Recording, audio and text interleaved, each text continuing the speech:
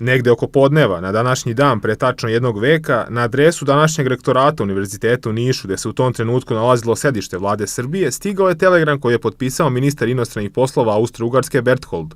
Uručen je predsjedniku naše vlade Nikoli Pašiću. Kraljevska vlada Srbije nije na zadovoljavajući način odgovorila na notu datiranu 23. julom 1914. koju joj je predao austrijski poslanik u Beogradu. Zato carsko-kraljevska vlada nalazi da je prinuđena da se osloni na silu oružja radi očuvanja svojih prava i interesa. Austro-Ugarska smatra da se od ovog trenutka nalazi u ratu sa Srbijom. Ovakva do tada jedinstvena objava sukoba označila je početak Prvog svjetskog, odnosno Velikog rata. Kao povod za izbijanje sukoba iskorišćen je atentat u Sarajevu koji se dogodio tačno mjesec dana ranije na Vidovdan, kada je član organizacije Mlada Bosna Gavrilo Princip usmrtio austrougarskog prestolonaslednika Franca Ferdinanda i njegovu suprugu Sofiju. Ubrzo posle tog događaja kraljevsko-carska vlada uputila je predstavnicima vlasti u Kraljevini Srbiji ultimatum od 10 tačaka.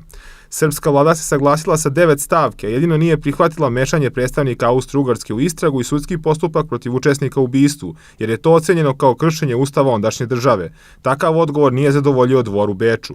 Ubrzo sukob se proširio. Austro-Ugarsku je podržala Nemačka, Osmanska imperija, ubrzo i Bugarska, a na strani saveznika bili su Francuska, Velika Britanija, Rusija, većina balkanskih država, a nešto kasnije savezu su pristupile Italija, odnosno Amerika.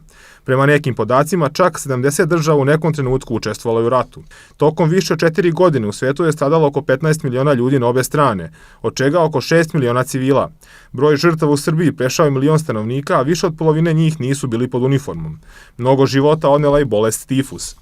Srpska vojska izvojila i prvu savezničku pobedu u ratu na Ceru avgusta 1914. godine. Jedan od gradova koji je najviše stradao u Evropi bio je i Šabac. Položaj neposredno uz granicu sa neprijateljskom državom koštao je naš grad polovine stanovništva, oko 7.000, uz velike materijalne gubitke. Šabac je oslobođen 2. novembra 1918. godine, a 9 dana kasnije u Francuskoj Nemačka potpisala kapitulaciju, čime je veliki sukob okončan. Za svoja stradanje i doprinos u savezničkoj pobedi naš grad je odlikovan sa 3 ordena: Francuskim ratnim krstom, Čehoslovačkim ratnim krstom i Karađorđevom zvezdom.